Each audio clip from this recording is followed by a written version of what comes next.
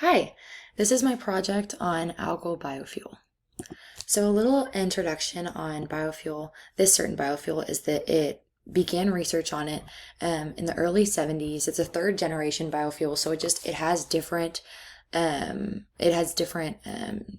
different derivation from the existing biofuels, such as first and second generation, which come from existing row crops and cellulosic biomass, respectively.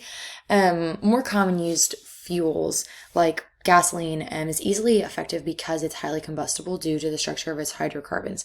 So algal biofuel actually creates, it uses algae that produces lipids, and lipids have a similar structure to hydrocarbons. So they can be modified and they can be transformed through a process called oxidation, which can make them more prone to spontaneously combust and make them that makes it so that they can be produced into usable and refined fuels. So how this happens is a little overview is algae growth, algae harvest, lipid and oil extraction, and then conversion into biofuel and refinement and use. So how it's grown and produced, a little quote is, microalgae are typically grown in large shallow ponds that allow light to penetrate the water to algae cells. The algae turns the light energy into glucose through photosynthesis and uses that energy to replicate and divide, as well as carry out other cellular processes. The algae is supplied with carbon dioxide, water, and sunlight within these controlled environments, and the algae is buoyant, which makes it really easy to harvest it off the top of the water.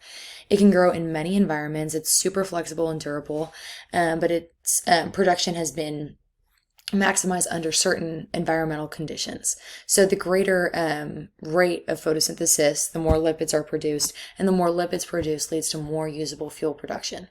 The lipids can then be transformed, like I said, into a form that makes them more spontaneously combustible so that they can be extracted and refined and turned into usable fuel. The status of this biofuel is that it's still undergoing a lot of research. It's not a main energy source. It's not readily available. It is in the third generation of biofuels.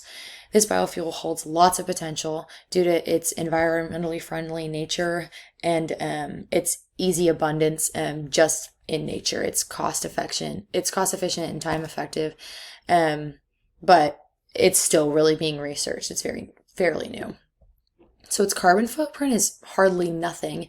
It's said to be carbon neutral, meaning that its emissions and its absorptions from the environment are essentially equal, which is really cool. The economic impact, this is cool. We've got new careers in farming, research, and maintenance. If a plant is to come to a certain area, that just brings development and brings new jobs. But it is expensive in the sense of creating optimal environments for cultivation. So if it's governmentally funded, it would raise taxes.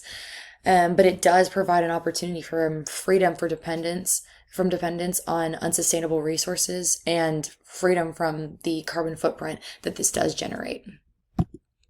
So efforts to communicate with the public, there are hardly any. This is just because this research is this resource is not readily available. It's still in development. So what the public does know about it is research, and it's less advertising for its use and more advertisement for the funding of the research for its development and then eventual use. So it's not being used by the public right now. My analysis and my plan of action would just be knowing that this biofuel is extremely effective.